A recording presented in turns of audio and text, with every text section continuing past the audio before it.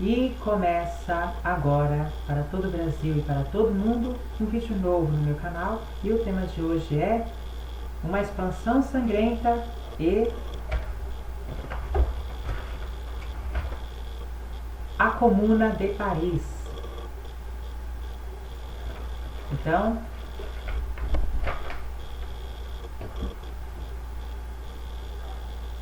fica aí, não saia daí, que hoje você vai ficar por dentro da história. E eu começo aqui falando, o primeiro tema, uma expansão sangrenta. A marcha para o oeste não foi realizada apenas pelos desbravadores, glorificados na história norte-americana. A ocupação do oeste também teve um outro lado, muitas vezes omitido: a remoção dos indígenas de suas terras e o extermínio de milhares de nativos em nome da civilização. A remoção dos indígenas.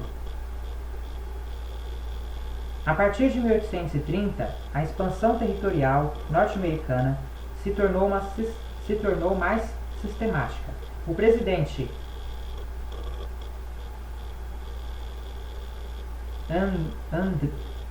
André Jackson, mais ou menos isso, expediu nesse ano o ato de remoção indígena, que autorizava a retirada dos índios das terras que ocupavam. Então, gente, essa marcha para o oeste, ela não foi realizada apenas pelos desbravadores glorificados na história norte-americana, ou seja, a ocupação do oeste também teve um outro lado. E qual é esse lado? A remoção dos indígenas das suas terras, tirar os indígenas das suas terras. E o extermínio de milhares de nativos em nome da civilização. Então, o ato de remoção indígena autorizava a retirada dos índios das terras que ocupavam. Fazendeiros e especuladores de terra, apoiados pela cavalaria, tropas federais montadas, afastavam indígenas de suas terras originais. Calcula-se que no decorrer do século XIX, cerca de 40 milhões de hectares antes ocupados por indígenas foram apropriados pelos conquistadores.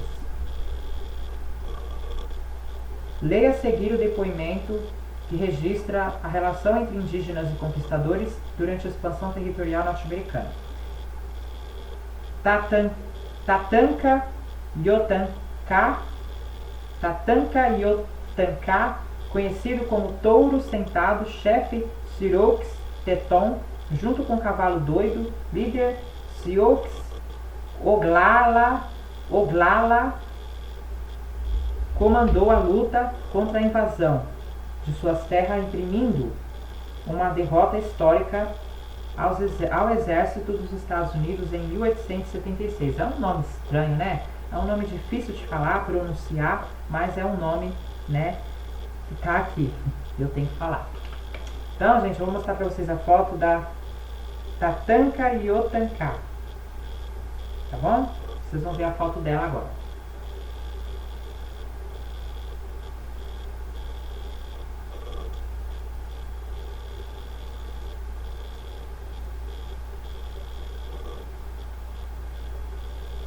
Ela, Tatanka Yotanka, deixa eu ver se eu acertei.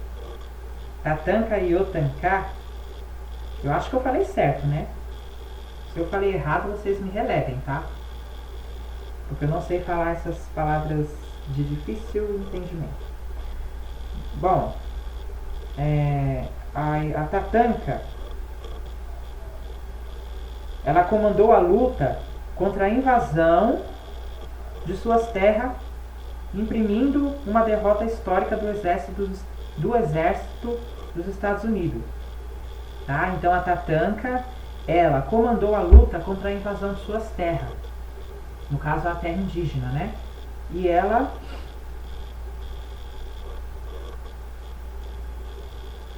comandou a luta contra a invasão de suas terras, imprimindo uma derrota histórica ao exército ao exército dos Estados Unidos em 1876, né? E vamos lá. Texto 1. Eu sou o mesmo Davi Crockett, espero que eu tenha falado certo, recém-chegado da região remota, meio cavalo, meio crocodilo, mas com toque de tartaruga. Posso percorrer o Mississippi, saltar para o rio, cavalgar sobre um raio e deslizar sem um arranhão por espinheiro. Da Virgínia, posso açoitar gatos selvagens, abraçar um urso facilmente e acabar com qualquer homem que se oponha a Jackson. Texto 2. Vocês são mais fortes que nós. Lutaríamos com vocês se tivéssemos rifles e pólvora, mas suas armas são melhores que as nossas. Deem-nos armas iguais e nos deixem livres, que também os combateremos. Mas estamos abatidos, não temos mais ânimo, não temos provisões, nenhum meio de vida. Suas tropas estão em toda parte. Nossas fontes e poço estão ocupados ou vigiados por seus jovens. Façam conosco o que bem entenderem, mas não esqueçam que somos homens e bravos. Né? Esse é o texto 2. Agora o texto 3. A operação foi realizada de forma estranha pelo capitão Graydon e pelo que pude saber, ele enganou os índios. Indo direto ao seu acampamento, dando-lhes bebida, depois atirando e matando. Eles, sem dúvida, achavam que ele viera com propósitos amistosos, já que tinha dado farinha de trigo, carne e provisões. Texto 4. Nunca fizemos mal algum ao homem branco. Não queremos isso. Desejamos ser amigos do homem branco. Os búfalos estão diminuindo depressa. Os antílopes, que eram muito há poucos anos, agora são poucos. Quando morrerem todos, ficaremos famintos. Vamos querer algo para comer e seremos obrigados a ir ao forte. Seus jovens não devem atirar em nós. Em toda parte onde nos veem, atiram e atiramos neles. E texto 5. Se não fosse pelo massacre, haveria muito mais gente aqui nesse momento. Mas, depois desse massacre, quem poderia ficar? Texto 6. Soube que pretendem colocar-nos numa reserva perto das montanhas. Não quero ficar nela. Gosto de vagar pelas pradarias. Nelas me sinto livre e feliz. Quando nos estabelecemos, ficamos pálidos e morremos. Há muito tempo, esta terra pertencia aos nossos antepassados, mas quando subo o rio, vejo acampamentos de soldados em suas margens. Esses soldados cortam minha madeira, matam meu búfalo, e quando vejo isso, meu coração parece partir. Fico triste. Então, pessoal, esses 6 textos que eu li para vocês, se trata do quê? São depoimentos que registram a relação entre indígenas e conquistadores durante a expansão territorial norte-americana. Então, esses 6 textos que eu acabei de ler são 6 depoimentos que registram a relação entre indígenas e conquistadores durante a expansão territorial norte-americana, ok? E agora eu vou para o próximo tema para encerrar a gravação de hoje, que é a Comuna de Paris.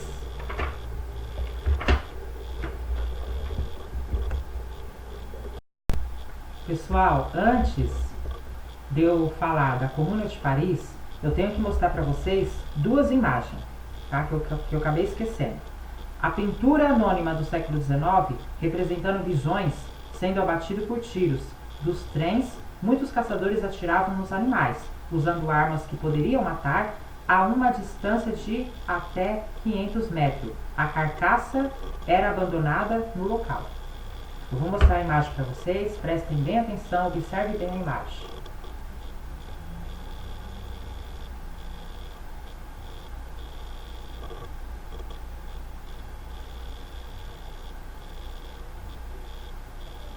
Viu aí, pessoal? E agora eu vou mostrar a imagem do Naishi, chefe dos Apache Chiricahua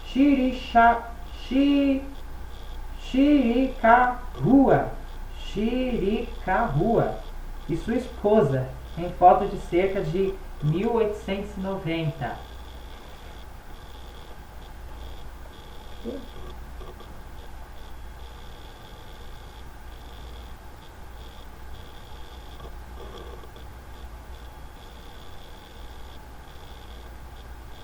Viu aí?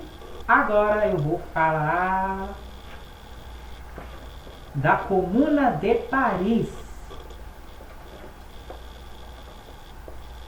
Entre março e maio de 1871, a cidade de Paris viveu a experiência de comuna. Quer dizer, viveu a experiência da comuna. Mais do que qualquer movimento social no século XIX, a comuna permitiu a aplicação de algumas ideias socialista e anarquista. Então foi com a comuna que foi permitido a aplicação de algumas ideias socialista e anarquista, que daqui a pouco eu vou falar. Daqui a pouco eu vou falar sobre o que são as ideias socialistas e o que são as ideias anarquistas. Cercada por tropas prussianas desde setembro de 1870, após a derrota da Guerra Franco-Prussiana, Paris se fechou e se dispôs a resistir. Então, desde setembro de 1870, após a derrota que Paris sofreu, né? Que Paris sofreu uma derrota, que foi a Guerra Franco-Prussiana, que Paris perdeu. Aí o que acontece? Paris ele vai se fechar e ele vai se dispor a resistir. Mas a situação na cidade se tornou extremamente difícil. Depois que Paris perdeu a guerra franco-prussiana, faltou comida, ocorreu epidemias e revoltas populares. Em março de 1871, a população da cidade, insatisfeita com a ação violenta do governo contra as revoltas populares, tomou as ruas, levantou barricadas contra as tropas oficiais e forçou os governantes a fugir. Então, em março de 1871, a população da cidade de Paris, insatisfeita com a ação violenta do governo contra as revoltas populares, né? O que acontece? Tomou as ruas, né? Então a população de Paris tomou as ruas, levantou barricadas contra as tropas oficiais e forçou os governantes a fugir. Dias depois começava a comuna. Então a comuna começou a partir do momento que a comuna de Paris começou a partir do momento que a população da cidade de Paris foi às ruas e levantou barricadas, né, contra as tropas oficiais e forçou os governantes a fugir. Então, a partir do momento que a população da cidade de Paris forçou os governantes a fugir, foi aí que começou a Comuna. Durante 2 meses, a cidade foi governada por grupos revolucionários.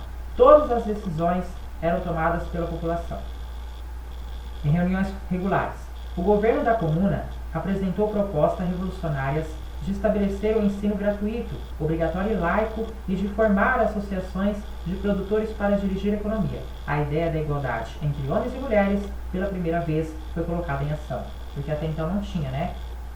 A igualdade entre homens e mulheres não tinha.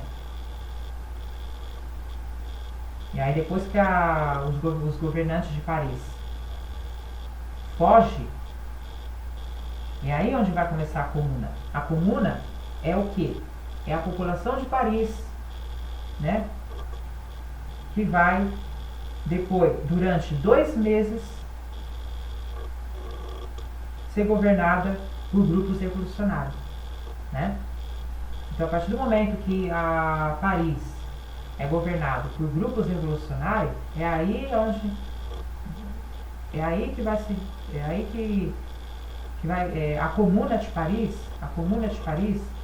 são, a Comuna de Paris é quando Paris é governado por grupos revolucionários, né?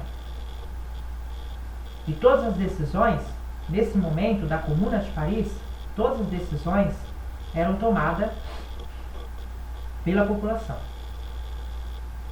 Em reuniões que havia, né? Reuniões regulares. E aí, com esse governo da Comuna, né? Que a população está à frente para tomar as decisões, apresentou proposta revolucionária de estabelecer o que em Paris, que não havia antes? O ensino gratuito, obrigatório e laico, e de formar associações de produtores para dirigir a economia, né? A ideia da igualdade entre homens e mulheres, que não tinha antes, pela primeira vez foi colocada em ação. E em 27 de maio de 1871, uma traição acabou com a Comuna. Então a Comuna só vai acabar, né, a partir do momento que ela é traída. Em 27 de maio de 1871, aconteceu uma traição que acabou com a Comuna. Uma das portas da cidade foi aberta e por ela entraram as tropas prussianas, que é aquelas, né, que haviam derrotado Paris. A porta está aberta para elas entrar.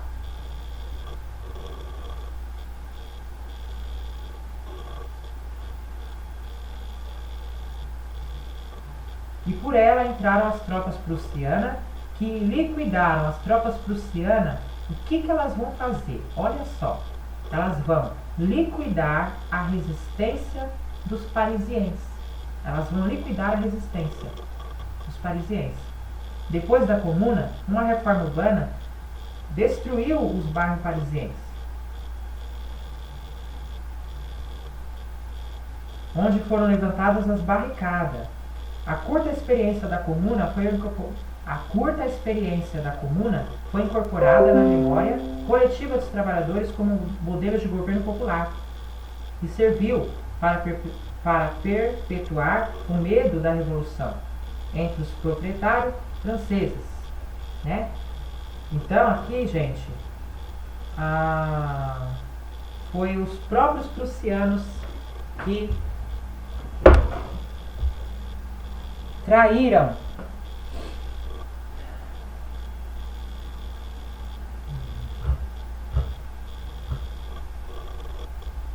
foram os próprios prussianos que traíram a Comuna, ok?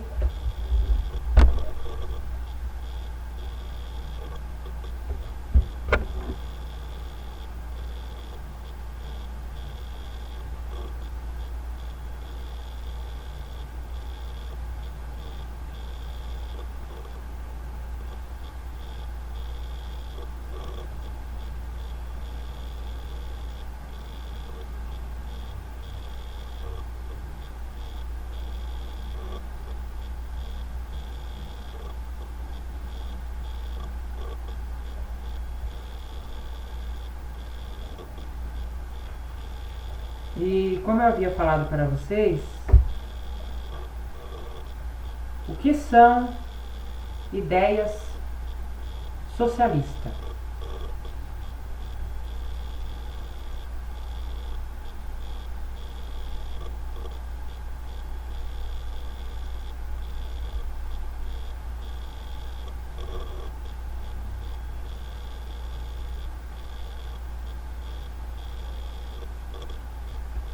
O socialismo refere-se a qualquer uma das várias teorias de organização econômica que advogam a administração e propriedade pública ou coletiva dos meios de produção e distribuição de bens, propondo-se a construir uma sociedade caracterizada pela igualdade de oportunidades e meio para todos os indivíduos com um método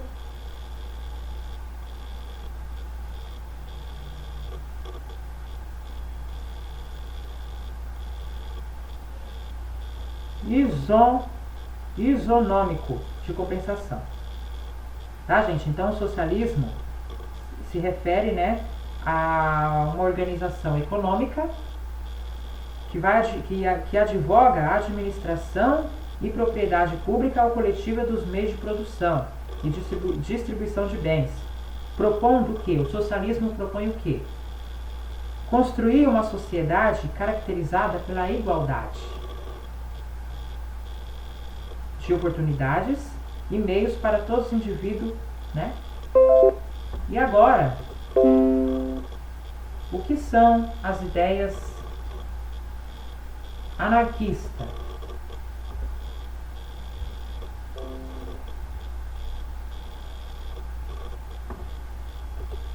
As ideias anarquistas, né? O que são?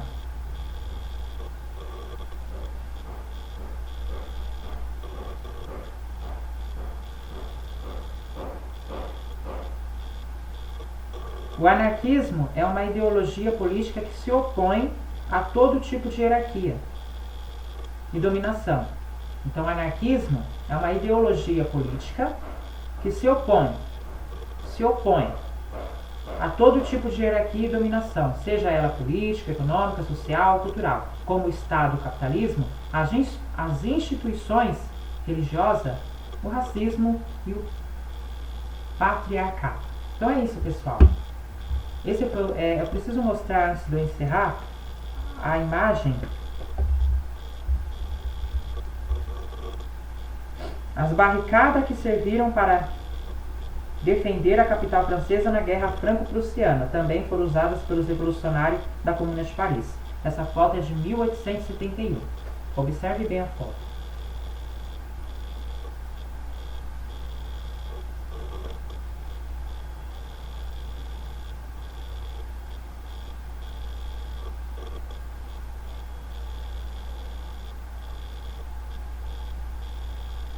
Viu aí, pessoal?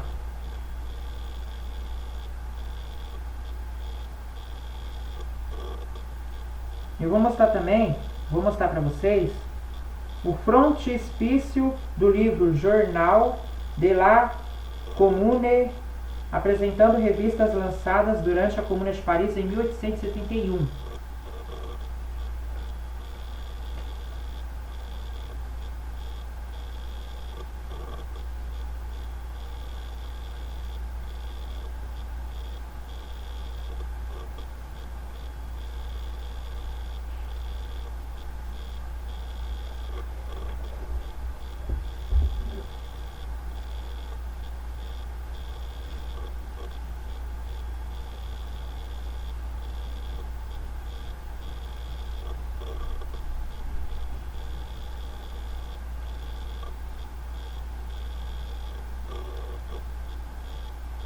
E o que significa a palavra barricada?